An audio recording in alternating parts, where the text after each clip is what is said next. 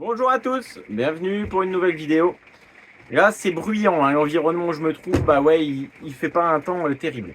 J'ai décidé, c'était pas prévu, il est assez tard, vous allez le comprendre. J'étais en train de travailler dans ce camping-car là, cet IMER un peu ancien, pour y réaliser un test d'humidité.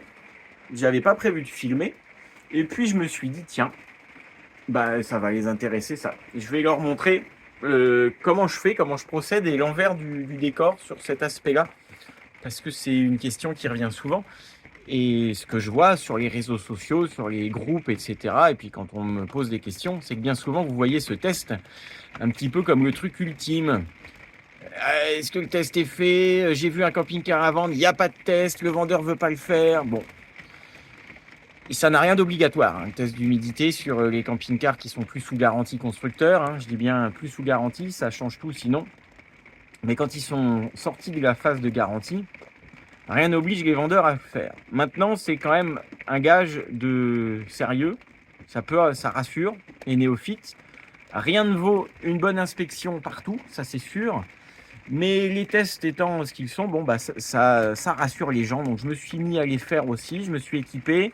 Je propose donc le service de test d'humidité pour tous les camping-cars qui passent chez moi. Les propriétaires qui me confient la vente sont en droit de ne pas vouloir les faire, mais dans ce cas-là, je le stipule moi sur le mandat de courtage que ça n'a pas souhaité être réalisé. Moi, je ne suis pas le propriétaire, je n'oblige à rien, je conseille juste.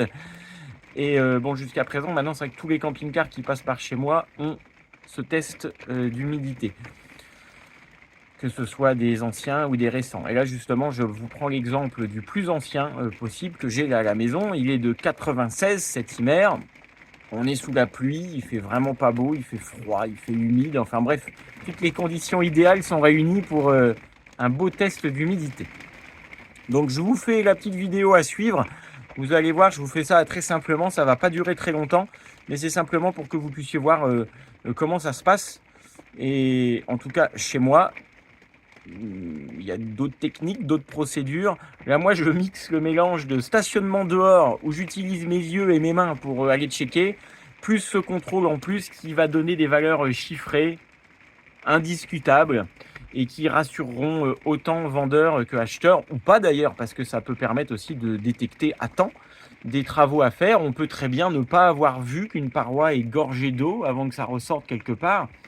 Tout est possible dans le monde du camping-car, rien n'est acquis.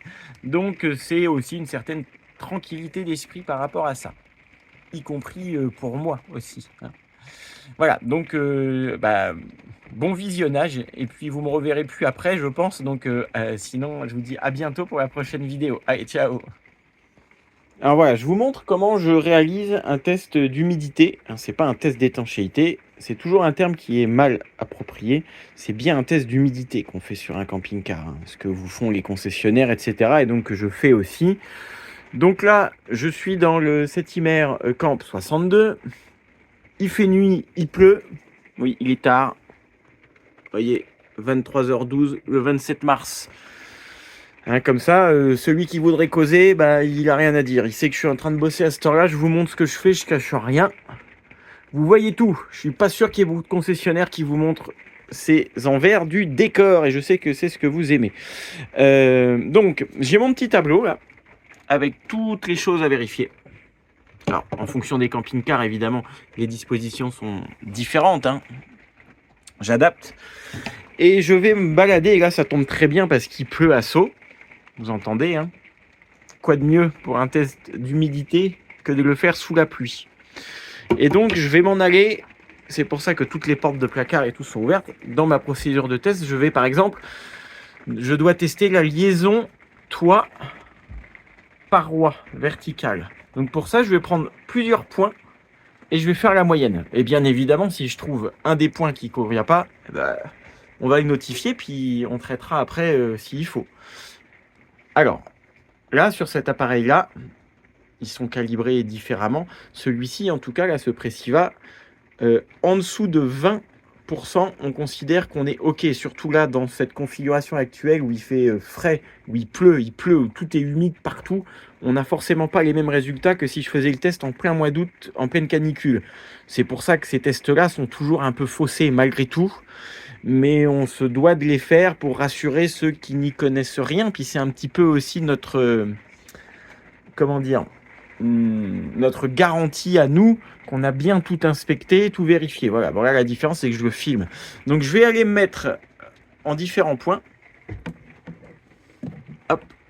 Et vous voyez là par exemple, ça nous donne 12,5. Donc ça se plante dans la paroi. Hein. On fait des petits points. 12,9. Hop. Et là, 12,5 aussi. Donc tout ça, ça se tient. On peut prendre aussi les fixations du store. Ça fait partie des points de contrôle parce que ça peut être une voie d'eau par le trou si l'étanchéité est mal faite. Donc je vais me mettre juste aux abords et en dessous, puisque si ça pleut dedans, ça va ruisseler juste en dessous. Et je me mets là, on s'aperçoit qu'on est à... Ouais, on est toujours dans des valeurs tout à fait normales. Voilà. Et ainsi de suite, et on continue, et on fait partout comme ça.